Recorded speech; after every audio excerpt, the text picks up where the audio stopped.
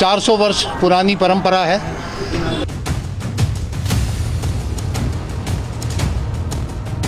पूरे देश में आज दशहरा का उत्सव मनाया जा रहा है, लेकिन मध्य प्रदेश का रीवा शहर एक अनोखी और 400 वर्ष पुरानी राजसी परंपरा का साक्षी बनता है।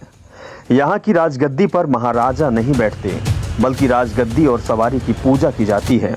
जी हाँ, रीवा जिले में हर साल की भांति इस साल भी विजयदशमी के मौके पर गद्दी पूजन की सदियों पुरानी परंपरा निभाई गई। बघेल राजवंश की यह परंपरा लगभग 400 से 450 साल पुरानी है।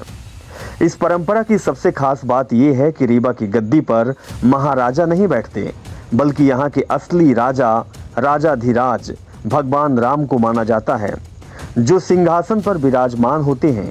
महाराजा स्वयं को उनका सेवक मानकर सिंहासन के सामने बैठकर पूजा करते हैं। इसी पूजा के अंतर्गत चल समारोह में निकलने वाली राजसी बग्घी की भी विशेष पूजा की जाती है। ये राजसी सवारी रीवा रियासत के वैभव का प्रतीक है। पूजा के बाद शुभ माना जाने वाला नीलकंठ पक्षी आकाश में छोड़ा जाता है। इसके बाद किले से भव्य चल समारोह निकाला जाता है। एक रथ में राजाधिराज भगवान राम की सवारी होती है, जिसके पीछे रियासत के महाराजा पुष्पराज सिंह बग्घी में सवार होकर उनके सेवक के रूप में साथ चलते हैं। ये चल समारोह शहर के मुख्य मार्गों से होते हुए रावण दहन के लिए दशहरा मैदान पहुंचता है।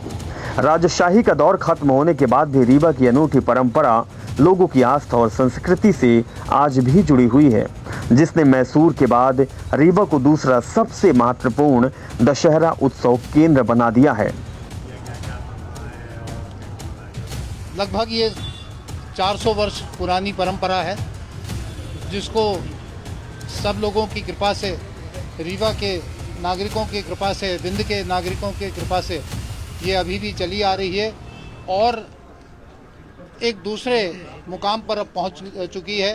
क्योंकि इसके बाद जो अवार्ड सेरेमनी होती है, जो हम लोग अवार्ड देते हैं, वो एक अलग अनूठी प्रक्रिया हमने लगभग 5 साल से शुरू करी है। और अब विगत 2 वर्षों से जो लोग आ रहे हैं, वो या तो पद्मश्री प्राप्त हैं या भारत में उन्होंने कुछ बहुत काम किए हैं, बहुत बड़े काम किए हैं, जिसमें अपना विंध्य भी सम्मिलित रहा है। उसको भी आज आप देखेंगे।